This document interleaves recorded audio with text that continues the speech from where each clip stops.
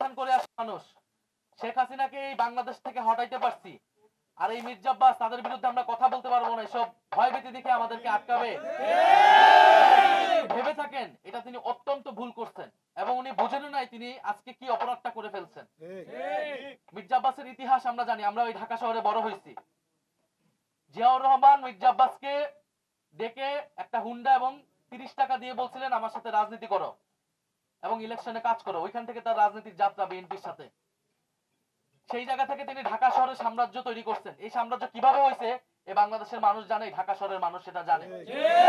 ওনাদের উচিত ছিল গণ অভ্যুত্থানের পরে জনগণের সামনে তাদের অতীতের সকল অপকর্মের জন্য ক্ষমা চাওয়া এবং তারপরে নতুন করে রাজনীতি শুরু করা। তারা জামাতকে অতীত নিয়ে অনেক কথা বলে, তাদের নিজেদের অতীত কিন্তু বাংলাদেশের মানুষ ভুলে নাই। 2001 থেকে 6 যে দুঃশাসন তারা তৈরি করেছে সেটা কিন্তু বাংলাদেশের মানুষ ভুলে নাই। ফলে অতীত ধরে কথা বলতে সবার অতীত ধরে কিন্তু আমরা কথা বলা শুরু করব। ফলে মির্জা আব্বাস সাহেবের প্রতি আমাদের আহ্বান থাকবে, অনুরোধ থাকবে, আগে যা করছেন সেই আচরণ যদি পরিত্যাগ করতে না পারেন তাহলে কিন্তু এবার নির্বাচনে এটার পরিণতি ভালো হবে না। এবং বিএনপির মির্জা আব্বাস সহ এই বিভিন্ন সিনিয়র নেতৃবৃন্দ তারা গত 16 বছর আওয়ামী লীগের সাথে আপোষ করে রাজনীতি করেছে।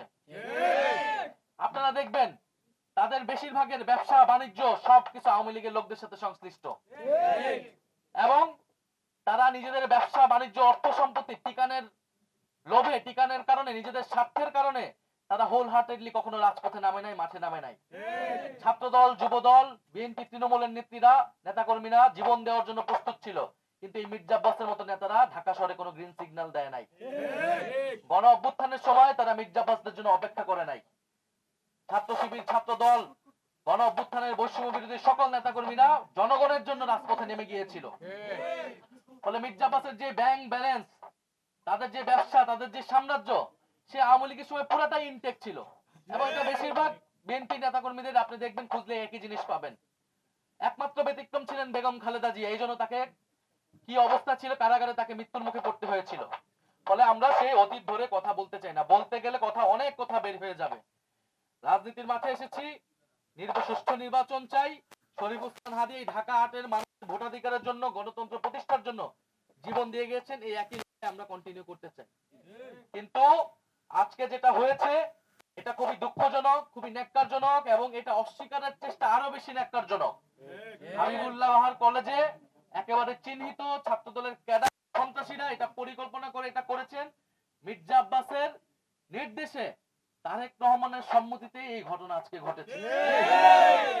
ফলে আপনারা একদিকে ভালো ভালো কথা বলবেন স্টেজে উঠে, আরেকদিকে আপনারা আপনাদের যারা বিরোধী রয়েছে, প্রতিদ্বন্দ্বী রয়েছে, তাদেরকে আপনারা দমন করবেন সন্ত্রাসী কায়দায়, আওয়ামী লীগের রাজনীতিকে পুনর্বাসন করার চেষ্টা করবেন।